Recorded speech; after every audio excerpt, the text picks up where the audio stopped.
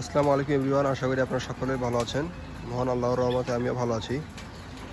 তবে একটু টেনশনের ভিতরে আছে আমার কবুতরগুলো নিয়ে।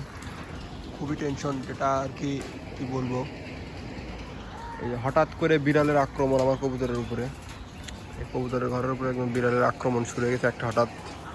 এটা নিয়ে খুব টেনশন আছি। কবুতরগুলো আজকে একটাও মানে দুপুর পর থেকে এখন মধ্যে কেউ ঘরে ঢোকেনি।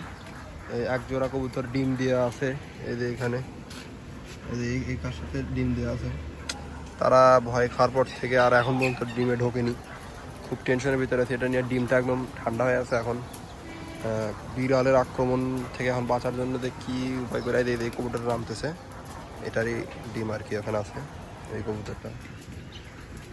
তো বুঝতেছি না কি করা যায় এখন। বিড়ালের আক্রমণ এটা তো খুব খারাপ জিনিস। কবুতর যারা পালেন তারা সকলেই জানেন। এরা ভয়তে এখন ঘরের ভিতরে ঢুকতেছে না একদম। জাস্ট একটা কবুতর এখন আপাতত ঘরের ভিতরে আছে, সেটাই যে এখানে ভিতরে ডিম দিয়ে তা দিচ্ছে ডিমে। তো বুঝতেছি না কি করা যায় এদের জন্য এখন। দেখা যাক, আজকে যদি কবুতরগুলোকে ঘরের ভিতরে ঢুকাতে পারি আল্লাহ করে, তো তারপর কবুতরগুলো কিছু অফ রাখবো, ছাড়বে না। এই দরজাটা তো সবসময় লাগানোই থাকে, এটা আজকে খুলে রাখছিলাম। এর আগে একদিন হয়েছে কি, এখানে এই দরজাগুলো পুরোটাই খুলে রাখতাম, এটারও দুটো খুলে রাখতাম। তো একদিন হঠাৎ কবুতরের বাচ্চা দেখি দুটো নাই। আবার দেখি বিড়াল, দেখি এই দিক থেকে আসে, এই দিক দিয়ে আসে, পাশে একটা ঘর আছে বাড়ির উপর দিয়ে, এই দিকে লাফ দিয়ে আসে। তো সেদিন একদিন নোটিস করছিলাম, সেই দিনে দুটো বাচ্চা খাইছে আমার। এই কবুতরেরই যে বাচ্চা ছিল, এই জোড়াটা যা দেখতে পাচ্ছেন, চুইঠাল যেটা, হ্যাঁ এখন যেটাকে দেখতে সিঙ্গেল শুধু। তো এটার বাচ্চা ছিল দুটা বড় বড় বাচ্চা ছিল, প্রায় 1.5-2 মাস বয়স হবে ওদের 1.5 মাস প্লাস বয়স হবে আর কি। তো এই বাচ্চা দুটাও একদিনে খাইছে। আজকে আবার করছে কি, যে আমার রাহুলের বাচ্চা, এই যে সাদা, এই যে রাহুল দেখতে পাচ্ছেন, রাহুল এটার বাচ্চা একটা ছিল, দুটা হয়েছিল। একটা এমনিতে মারা গেছে মশার কামড়ের জন্য বসন্তে উঠে। তো এই দিকে থাকতো, এই নিচে এই সাইডগুলো থাকতো বাচ্চাটা। এই দিক দিয়ে ঢুকে এই বাচ্চাটাকে আর কি অ্যাটাক করে খেয়ে দিছে। তো এখন খুব টেনশনের ভিতরে আছি। সবাই দোয়া করবেন আমার কবুতরগুলোর জন্য, ওরা যাতে এই ভয়টাকে কাটিয়ে উঠতে পারে দ্রুত। আর আমি এদেরকে কিছুদিন ছাড়বো না, আল্লাহ করে আজকে জাস্ট ঘরের ভিতরে ঢুকাই, এখন পর্যন্ত ঢুকাতে পারিনি। এবং বিড়ালের কী ব্যবস্থা করা যায় এটা আপনারা যদি কেউ জানে থাকেন তাহলে অবশ্যই কমেন্ট বক্সে জানাবেন। যেহেতু বিড়ালও একটা খুব সুন্দর একটা প্রাণী, মানুষের ভালো লাগার পছন্দের একটা প্রাণী। আমিও চাচ্ছি না ওকে মারতে, কিন্তু আমার যা ক্ষতি করছে, অনেক বড় ক্ষতি করছে। আমার কবুতরগুলো ভয় পাওয়াই দিছে, 3টা বাচ্চা খেয়ে ফেলছে। এটা আমার জন্য একটা বড় ক্ষতি ধরতে পারেন, কারণ একজন আমি ছোটো খামারি একজন, আমার জন্য 3টা বাচ্চা খেয়ে ফেলা মানে আমার কাছে এটা অনেক কিছু। তো এর জন্য যে কী করবো সেটা এখনও বুঝতে পারছি না।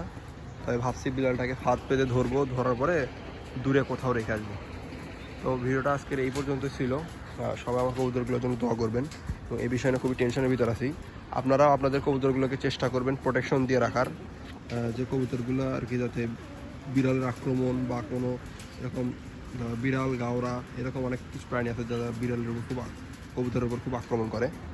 তো এই সমস্ত প্রাণী থেকে যাতে প্রোটেক্ট করতে পারেন এরকম একটা ব্যবস্থা করবেন। যেমন আমি ব্যবস্থা করছি, এই যেমন একটা ঘর আছে, যেমন আমরা দেখতেছেন একটা ঘর। এই ঘরটাকে যদি আমি যখন দরজাগুলো যদি লাগাই রাখি, তাহলে আর কি বিড়ালটা ভিতরে ঢুকতে পারবে না। আবার এটা খোপ দেওয়া আছে বাইরে, দেখতে পাচ্ছেন। এখানে একটা ঘর ছিল, আমরা দেখছেন, এটা ভেঙে ফেলছি, মানে এটা অস্থায়ীভাবে করছিলাম জাস্ট ওগুলোকে পোষ মারার জন্য। এই টিনটা আপাতত দিয়ে রাখছি জাস্ট, এখানে একটা বড় টিন দিব আমি ইনশাল্লাহ।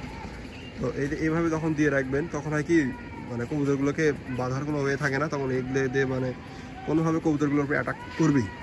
বিড়ালটা কোনোভাবে অ্যাটাক করতে পারে। ওরা এই হাইট থেকে এই হাইটে লাভ দিয়ে ওঠার জন্য ওদের জন্য কোনো বিষয়ই না, বুঝতে পারছেন না। আবার অনেকে দেখেন এই সাইডগুলোতে যখন দেন, এই সাইডগুলোতে যখন কবুতরের খোপ লাগা দেওয়া পড়বে, তখন আবার বিড়াল অ্যাটাক করতে পারবে না।